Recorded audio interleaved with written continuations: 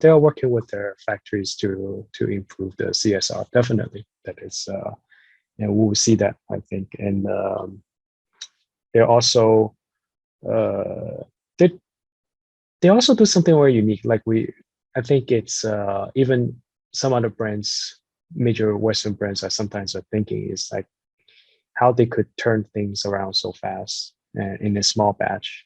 They, I think uh, I remember one time I did a panel, and then major one of the panelists, he's from a major Western brand, and then he was quite intrigued by how they were doing this supply chain, how they could do small batches and then do it so quickly and so on. And I think this is something we could maybe brands could learn.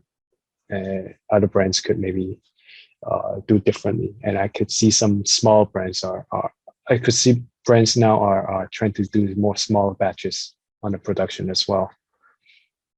I think it really helps to lower the inventory, because inventory not just is bad for the environment, because you have left over, do you overproduce, right? You using a lot of resources to overproduce. Not just bad for that, but it's also bad for their the financials. The more inventory you have, the more money you are stuck.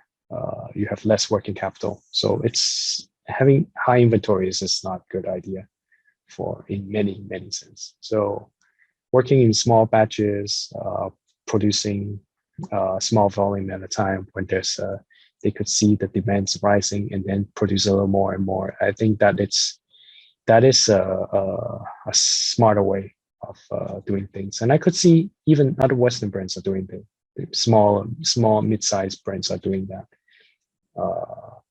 So I think that way of doing things have, I think, changed some of the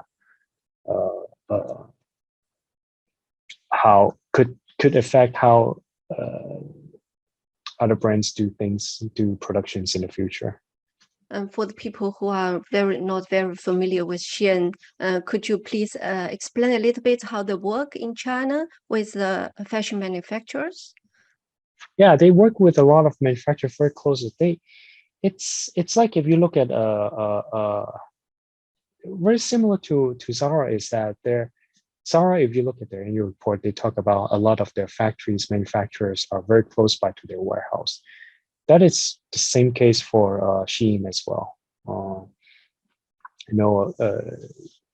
can see there's a lot of people work with the Shein factories, and with Shein, that ecosystem. So by putting things very closely together, they can ship things faster. You can cut down on the shipping lead time and so on. And they work very quickly.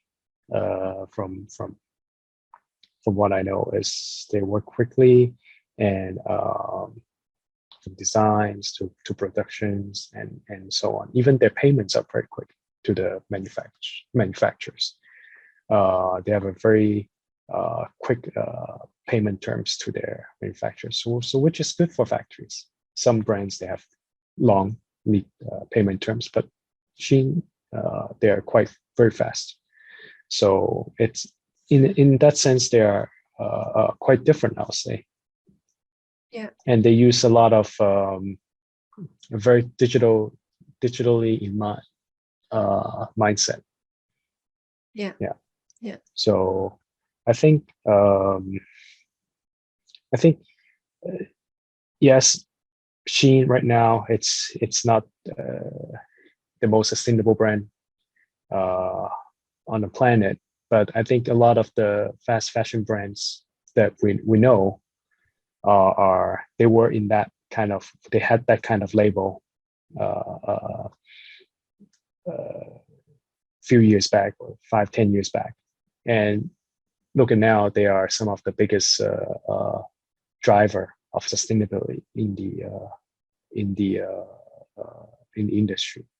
So I think that with the size they are, Shein, I think Wall Street Journal did talk about they're like over 20 billion in sales this year. something like that.